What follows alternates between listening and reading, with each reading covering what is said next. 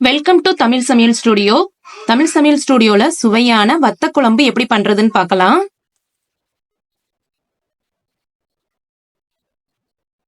குழம்பு பண்றதுக்கு நாம ஃபர்ஸ்ட் 2 தக்காளிய ஒரு மிக்ஸி ஜார்ல கட் பண்ணி சேர்த்துக்கலாம்.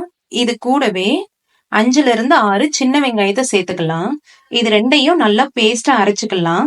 இந்த மாதிரி அரைச்சு நம்ம குழம்பு செய்யும் போது குழம்பு நல்லா கெட்டியா கிரேவி மாதிரி கிடைக்கும். இந்த மாதிரி நல்லா நைஸா அரைச்சு எடுத்துக்கலாம். வத்த குழம்பு நாம இன்னைக்கு மண்சட்டியில தான் பண்ண போறோம். ஃபர்ஸ்ட் குழம்பு பண்றதுக்கு 2 டேபிள் ஸ்பூன் அளவு ஆயில் சேர்த்துக்கலாம். எண்ணெய் சூடான உடனே இதுல 100 கிராம் மணத்தக்காளி வத்தல் எடுத்திருக்கேன், அதை சேர்த்துக்கலாம். இந்த குழம்பு மணத்தக்காளி வத்தல்ல தான் செய்யணுங்கிறது இல்ல, இது போலவே சுண்ட வத்தல், கத்திரி வத்தல், இந்த மாதிரி எல்லா விதமான வத்தல்லையும் குழம்பு பண்ணலாம். இந்த வத்தல் லைட்டா வதங்கட்டும். வத்தல் நல்லா வதங்கினதுக்கு அப்புறமா ஒரு நல்ல ஸ்மெல் வரும். இப்ப இத நாம தனியா எடுத்து வச்சுக்கலாம். இந்த மாதிரி வத்தலை நல்லா வதக்கி சேர்க்கும் போது குழம்பு ரொம்பவும் டேஸ்டா இருக்கும். இப்ப அதே பேன்ல மறுபடியும் 2 டேபிள் ஸ்பூன் அளவு ஆயில் சேர்த்துக்கலாம். நல்லெண்ணெய் சேர்த்துக்கோங்க, குழம்பு ரொம்பவும் டேஸ்டா இருக்கும். எண்ணெய் நல்லா சூடானதுக்கு அப்புறமா இதுல 1/2 டீஸ்பூன் கடுகு, 1/4 டீஸ்பூன் வெந்தயம் எடுத்திருக்கேன், அதை சேர்த்துக்கலாம்.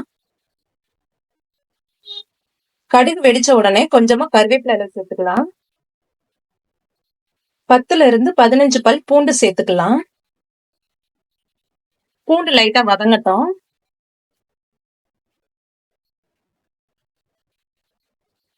பூண்டு லைட்டா வதங்கினதுக்கு அப்புறமா இதுல 200 கிராம் சின்ன வெங்காயத்தை தோல் உரிச்சு வச்சிருக்கேன், அதையும் சேர்த்துக்கலாம். கொஞ்சமா உப்பு சேர்த்து வதக்கிக்கலாம், வெங்காயம் சீக்கிரமா வதங்கிடும்.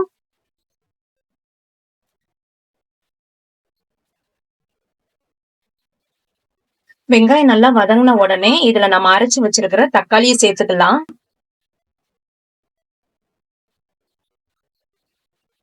தக்காளியோட பச்சை வாசனை போகிற வரைக்கும் நல்லா வதங்க விடலாம். தக்காளி நல்லா இந்த மாதிரி கொதிச்சு வந்த உடனே இதுல நாம வதக்கி வச்சிருக்கிற மணத்தக்காளி வத்தலை சேர்த்துக்கலாம்.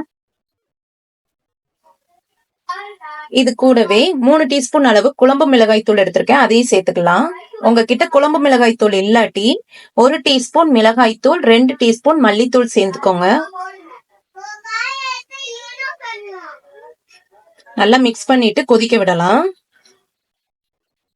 மசாலோட பச்சை வாசனை போய் நல்லா இந்த மாதிரி கொதிச்சு வந்த உடனே இதுல ஒரு சின்ன எலுமிச்சை அளவு புளிய கரைச்சு அதோட ஜூஸ் எடுத்து வச்சிருக்கேன், அதையும் சேர்த்துக்கலாம்.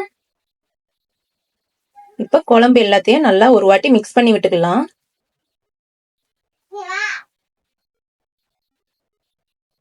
இப்ப இத மூடி வச்சு ஒரு 10 மினிட்ஸ் மிதமான சூட்ல கொதிக்க விடலாம்.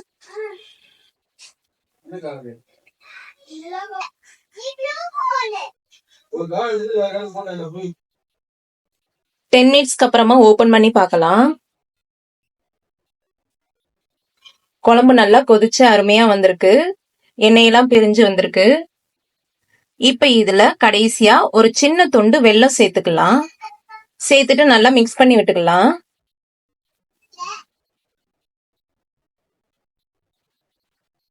உப்பு தேவைப்பட்டா இந்த ஸ்டேஜ்ல கொஞ்சமா உப்பு சேர்த்துக்கோங்க.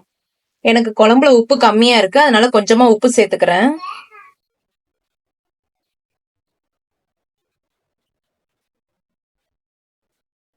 அவ்வளவுதான், சுவையான வத்த குழம்பு தயாராயிருச்சு. ரொம்பவும் டேஸ்டா இருக்கும். கண்டிப்பா நீங்களும் இதே மாதிரியே ட்ரை பண்ணி பாருங்க. உங்களுக்கு இந்த வீடியோ பிடிச்சிருந்ததுன்னா லைக் பண்ணுங்க, ஷேர் பண்ணுங்க, மறக்காம சப்ஸ்கிரைப் பண்ணுங்க. தேங்க்யூ.